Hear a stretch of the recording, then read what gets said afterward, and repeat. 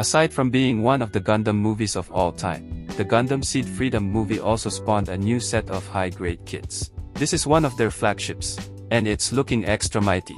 Hello everyone. Especially to my 19 subscribers. I'm Gar Ogad and today I'm building the HG Mighty Strike Freedom. The Seed series is actually the first Gundam show that I watched, and their mobile suit designs, to me, have always been peak. This kit is no different. Now let's get it unboxed. The kit comes in 1, 2, 3, 4 bags, and a booklet type manual, which is great because I actually prefer it to the folding type ones. It is just easier to flip the pages. First bag comes with the multicolor runner, the shiny gold runner for the wings and the joints, the beam sabers and a huge sticker sheets for the wings. Second bag has the 2 white runners for the wing parts. Third bag has the runner for the gray parts like the railguns, black runner for the katana, dull gold for the inner frame and a sheet of color correcting stickers together with the ones for the eyes. Fourth bag comes with the shield runner and 2 runners for rest of the white parts. 11 runners in total and a decent enough part count. The 2 sheets of stickers are a shame, but that is not surprising given that it is just a high-grade kit. The ones for the wings are actually pretty great and I ended up using them. I always start the build as Father Bandai intended and follow the manual starting with the head. This is always the hardest part to build for me with how small the parts are. I know I got small hands, but they are also old and shaky. Especially this red bit, if this drops the wrong way it is always anxiety inducing. Also, if you're ever gonna mod anything on any Gundam kit, do the horns. Just clip the knobs at the tip and sand them till they get nice and pointy. The body is where one of the selling points of these Seed kits called the Seed Action System is located. It is basically an extension gimmick that gives the kit extra articulation and bend for the abs, which is great for posing. And yes, this kit can pose up a storm. After the body, let's get the arms done. The shoulders on this kit moves together with the whole arm, which is great, unlike the ones on the RG Strike Freedom, which only connects via a C-clip, which comes off every time you move the arms, and over the years of owning and posing that kit, the shoulders would just pop out if you look at it funny. The wrists on this kit also have some degree of articulation, as well as the arm guards, allowing additional movement and flapping action, especially when posing it with the beam shield. It also comes with additional pair of open hands, but without the hand guards. Next up is the waist. It is a simple build, and being an HG, the front flappers are hollow and just a single piece. You can cut it in the middle if you want them to move individually. The rear waist flap is also hollow and is fixed, so it might hinder the legs if you move it backwards. The leg connections have drop-down gimmick that lets you recreate the pose on the cover. The rail guns are supposed to be attached here as side skirts, but I built it separately and somehow lost the footage. The legs are pretty straightforward build. They are double jointed, which makes a generous knee bend. The feet connects with ball joint, and an additional connections for an extra side-to-side articulation. The flight unit is what truly makes this version of Strike Freedom mighty. It is called the Proud Defender and it is currently the ultimate weapon in the Cosmic Era. It builds the same way as the wings from the other HG Freedom kits. It also serves as a storage for the katana that comes with it. And also, the gold parts apparently glows under black light too. The kit comes with a decent amount of accessories. The Futsunomatoma katana, 2 beam sabers, 2 beam rifles, and a beam shield.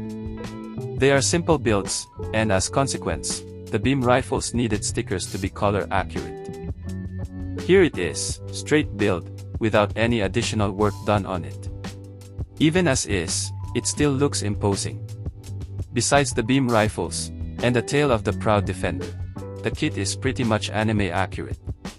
The build is very pleasant, and engaging enough without being stale. With that being said, a little love would go a long way on this kit. Panel lining it would bring out more details. Another way to do that with minimum effort is through decals. This one in particular is a water slide decal from G-Reworks. But if you got more time in your hands, and have the patience to do it, you can do even more. Unfortunately, I barely have either, so I'm gonna do the quick and dirty of it. On the shoulders, I want to give it a little bit of detail that would look like a portion of the inner frame is showing. To do that, I carved this part with a 0.5mm panel line engraver, and using a guide tape for a better result. Sand it after with a balancer for a cleaner finish, and give it a couple of passes with a brush to get rid of the plastic particles.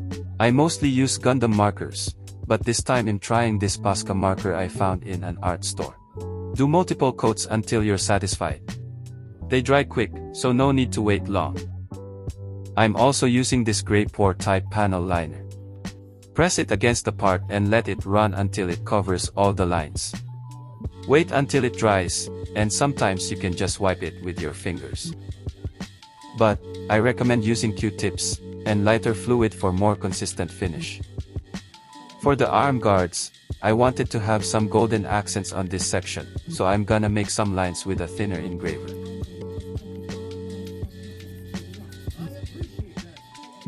I usually just eyeball it, but using a ruler or any measuring devices is the proper way to do it.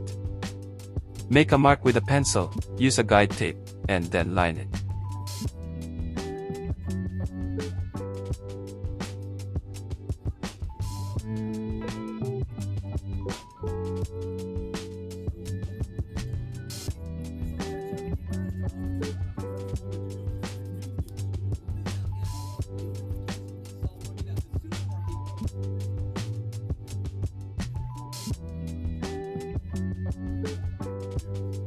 Because I'm only using markers, it is better to panel line it first, so that you can clean it up without damaging the paint.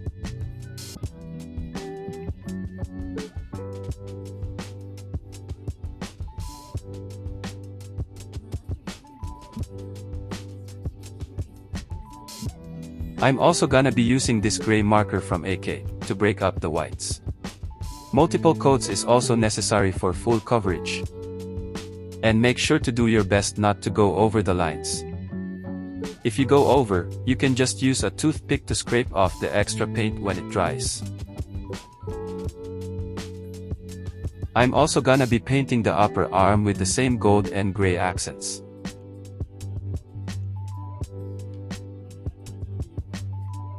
The bicep armor is small, but it is pretty much just a plain white plastic, so to break it up, I'm gonna be carving some lines and paint some gold details on it.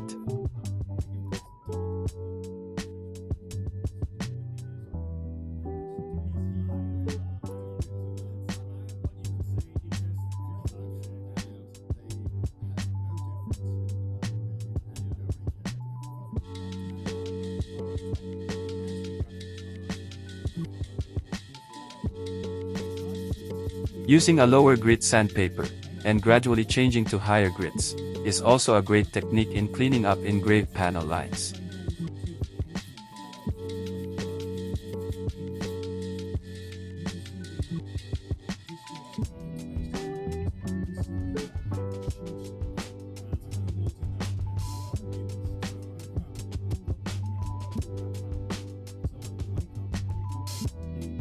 The lower arm has the same story, plain and simple.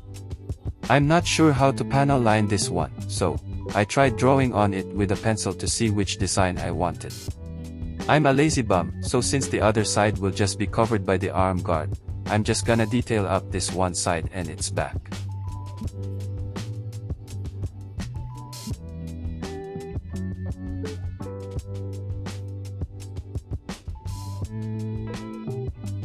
Don't be lazy like me. It is recommended to use measuring tools in doing this to have a more uniform result.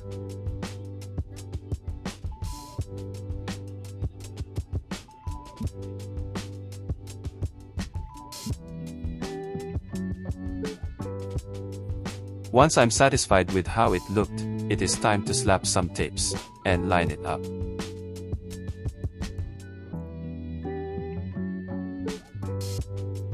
I've probably spent the longest time scribing on this part than the other ones. There are more lines I've drawn here because I felt like this section needed more detail since it is often facing front when displayed. I also used two sizes of scribers here to break up the monotony of the lines, which in retrospect, I should have done the same on the legs.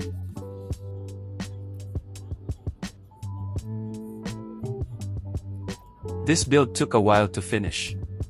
One reason was because of some time constraints and schedules, but I'd say that the time I've spent on just looking at the parts, minutes at a time, every time I finished doing something on a single part, is the main reason.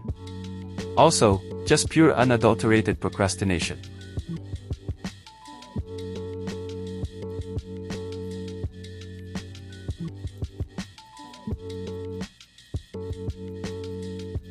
Same with the shoulders earlier, I painted this gold first since it is an indented part, and the panel line will go over it anyway.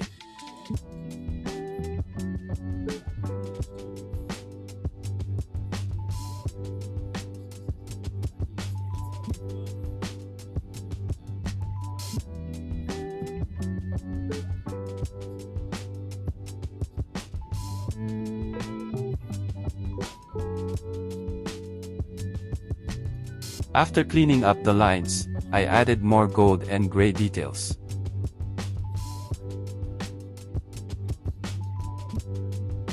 I have done this process all over the kit. Just small details, but it all comes together once the kit is assembled. Also, I'm not gonna lie, the water slide decals really did most of the heavy lifting on this build. That is why, like I said earlier, you can level up the visuals of your kit just by simply adding decals. Just make sure to spray top coat over it. Doing so helps in protecting them from getting peeled off and scratched. And here it is fully decaled up.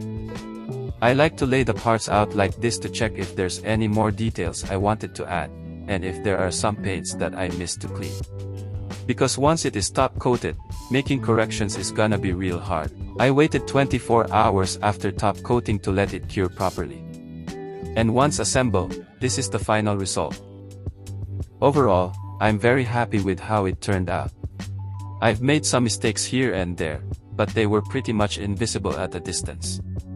Besides from the custom panel lines, I also rescribed the existing lines, as well as the edges. This is to make sure that the ink flows better, and let the details pop even more. The only thing I wished I could have done was to paint the inside of the chest vents gold, but the gray piece was pretty much stuck in there, and I am afraid to force it out and damage it. Anyway, thank you for watching this far. Here are some poses.